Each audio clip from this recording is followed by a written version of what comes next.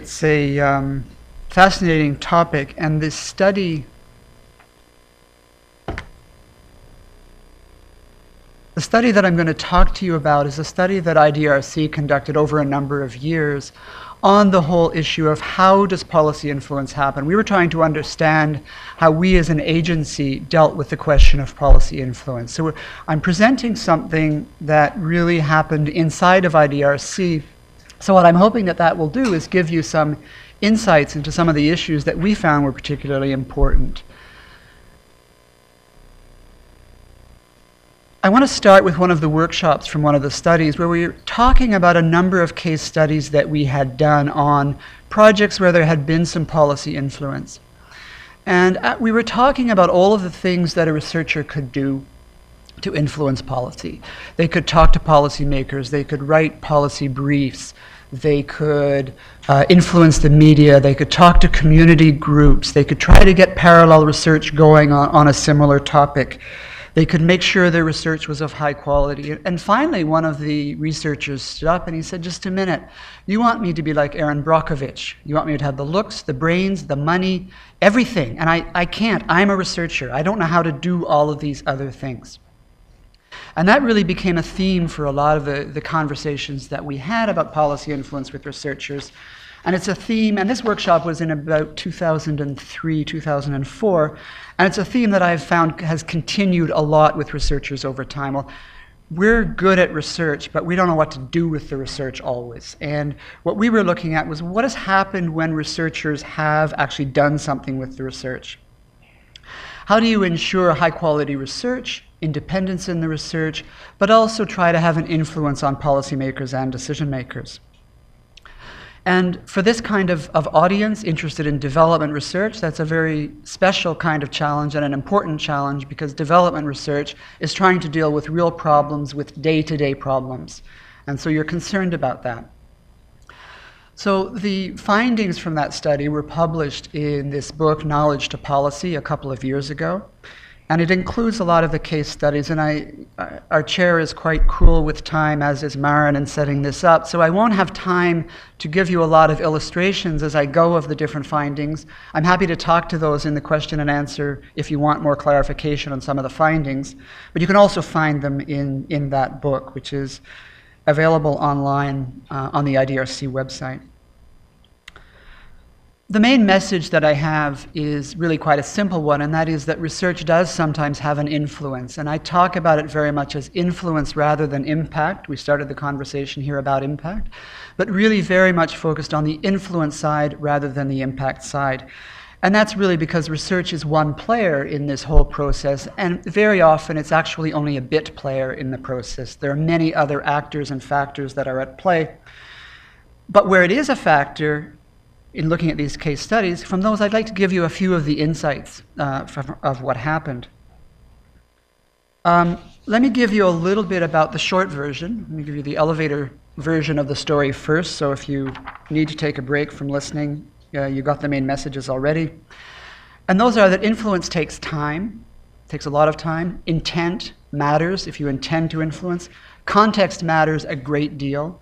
And there's a couple of elements to context that I'll go into that I think are particularly important. It's frustrating. You don't have very much control at all. It relies a lot on relationships. You do have some mechanisms that you do have some control over, and I'm going to focus a lot on those.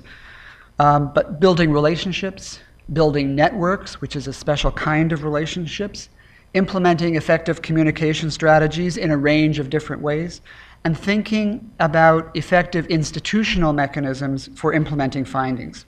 So that's basically the elevator story, and now I'd like to just give you a little bit more depth on that. So just to say something about the study, we had 23 case studies from all regions where IDRC works, Africa, Asia, Latin America, and the Middle East, in the range of topic areas that IDRC has supported over the last 15, 20 years. Information and communication technologies, education, health, environment, a whole range of topics. So we tried to have a good broad coverage. So what we're getting is information that's coming together out of a set of very diverse activities Projects ranging in size from $60,000 to $2 or $3 million. Projects that were done in 2 months and others that were done over 15 years. So quite a wide range. So I'm going to go into each of the areas that I said I thought was particularly important and talk through 3 sets of findings that I raised about intent, time, and context. In terms of intent, I'm not going to spend a lot of time on it, but it's an important concept. I was at a couple of workshops last month in London that were talking a lot about complexity and complexity science and international development, and what does that actually mean? And part of the discussion revolved around the idea, well, things are complex and changing, so we don't know, so we just have to go with the flow and ride the wave and figure out how to do things. And to me, that's not what emergence and adaptation is about. It's actually about being very purposive about what you're trying to do, being very clear about what your model of change is, what you're thinking about change is, but at the same time also being very clear that you have to be adaptive in that process and that things are going to change and the route that you've taken will probably change over time. Just as a map doesn't give you the whole territory, it gives you the general picture, thinking about where you're going also has to adapt to changes along the way. So emergence and complexity then are not so much about an abandonment of purpose, but a much more realistic attitude to building expectations of change and meeting objectives over a long period of time. Second point to raise is time. Time matters a great deal. Change doesn't happen quickly, and the research is really quite far upstream from change. And I won't go into this example in great depth, but this is a project, a fisheries project, where we started training fisheries economists in 1980 with IDRC funds. That turned into a project that brought these fisheries economists together to talk about what fisheries economics was in Southeast Asia, what it meant to the poorest of the poor in their countries. That evolved into them doing some research and them doing some policy research, and over time becoming the people who ran the research institutes and the government departments. So we saw influence of the original training that was done and the support to that network to keep meeting and talking and to carry out research. But we can't ever say that IDRC was instrumental on its own in any of the influence on fisheries policy in any of the countries of Southeast Asia.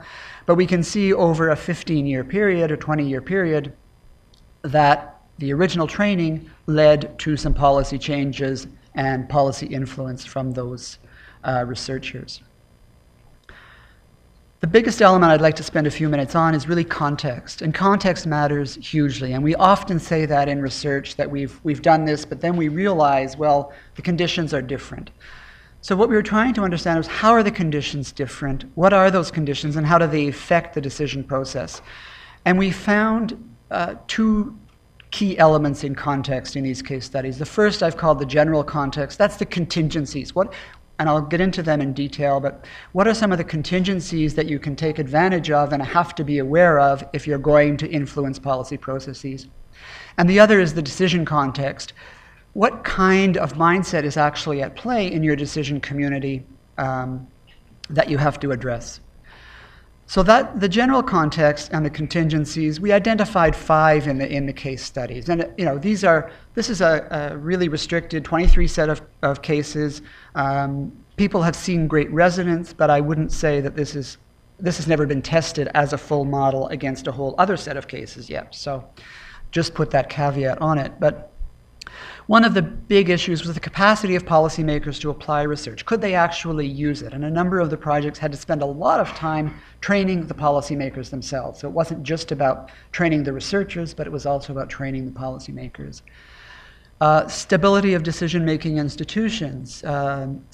South America, the cone, in the late 80s, early 90s, with government leadership changing every few months, every few weeks, created tremendous challenge for researchers.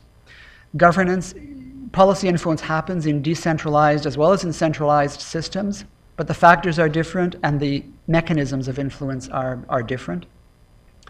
Countries in transition offered a special opportunity for influence. So Vietnam, switching to a market economy, opened the door for many researchers because they didn't understand market economics, so they needed help, they needed people to come and give advice, and there was an openness and a willingness to say, we don't know. Same was also true often with information and communication technology policies. And finally, economic conditions. Where there was an impact on the economy, there was much more propensity to listen than if it was a much more of a general policy that nobody could actually connect directly to the economic conditions of the country. Second element was really the decision context. What's the relationship with the policy process? Is there a clear policymaker demand? Are policymakers out there saying, we need a specific piece of information to help us make a decision about something we know we want to change? Or do you have interest from the policymakers but a leadership gap? They don't know how to proceed. They don't know what the change is. There's no sense of the institutional structures that might have to change in order to have policy influence. Or is there a resources gap, which we saw in a number of cases? They knew they had to do something, but the government of the Ukraine, for example, knew they had to clean up the Dnipro River. They didn't have the resources to do that. The researchers had to build that into their model in thinking about how they wanted to influence policy. Where policymakers are neutral, they don't know this is an issue yet, but researchers are interested. That's a big one for researchers because researchers are often trying to be ahead of the curve, trying to anticipate what's going to be coming up that this economy has to be worried about or this society has to be worried about. They're trying to think ahead. So they're trying to persuade people on something that is really, that nobody in the policy environment is all that concerned about yet.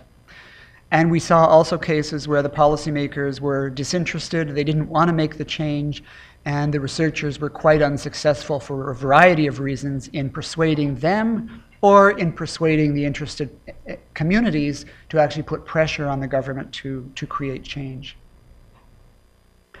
All of that looks very neat and structured and ordered, but the reality is actually a lot more like trying to drive from one place to another in Jakarta, where you have a lot of different power structures in there and different sizes and shapes of people going different directions. Those who are used to it actually get where they're going relatively quickly, and those who are not used to it get stuck for hours and hours and hours at a time. And I think it's a nice analogy to the policy process.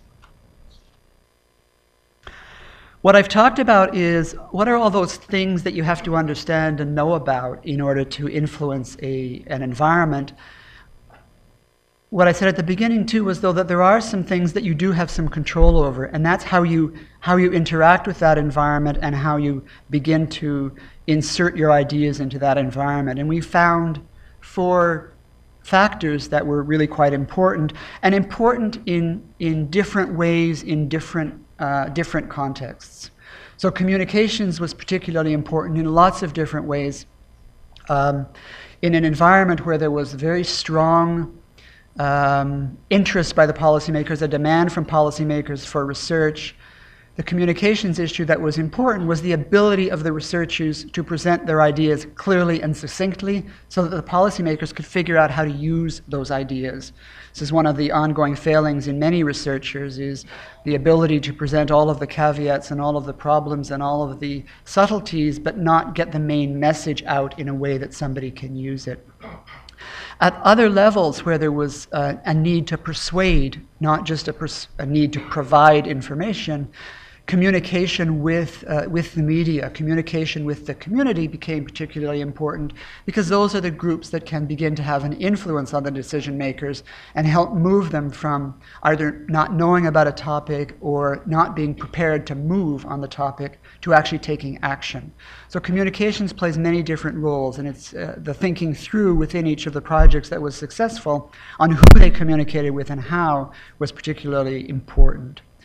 Building relationships, it's an obvious one. We say that researchers who actually were able to respond to demand for policy influence usually already had a strong relationship with the decision makers. They had been providing ongoing ideas, they had been providing ongoing information and advice, and they had built relationships of trust with people so that when somebody came up and said, help us with this, They had already some sense, we trust the quality of their research, either because they knew them or they knew their reputation. So the relationships are particularly important. And if you're trying to build relationships with community, same thing happens. If you're trying to get the community to put pressure on the government, they have to trust you and they have to trust your research. And we saw examples where that succeeded well, and other examples where the researchers just failed to get the community on side. Institution building, I mentioned very briefly that in some settings, it's not just the idea that's important, but how is that idea going to get implemented or inserted in a structure? If the decision makers don't know where that decision will be housed, where that change will be housed, they need help figuring all of that out and thinking that through. Networks we raised, it is really about relationships, networks, but there are many different kinds of networks. It's networks with your research community, networks in your society to create influence, working with community, with government officials and so on. Creating many different kinds of networks was particularly important. So that was the mechanisms. And what I've talked about today is the idea that your context is absolutely critical to thinking through issues of influence. It's not critical to the idea of conducting high-quality research, but when you switch to thinking research to influence, the context is particularly important. And not many evaluation frameworks bring context very directly into their thinking, and certainly not many design frameworks bring it directly into their thinking.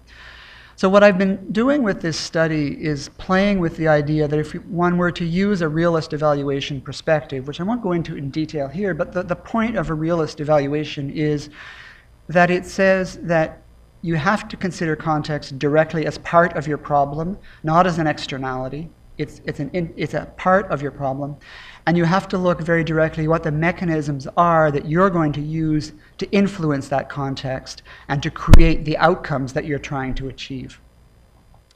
So that's the direction where I wanted to put a bit of time.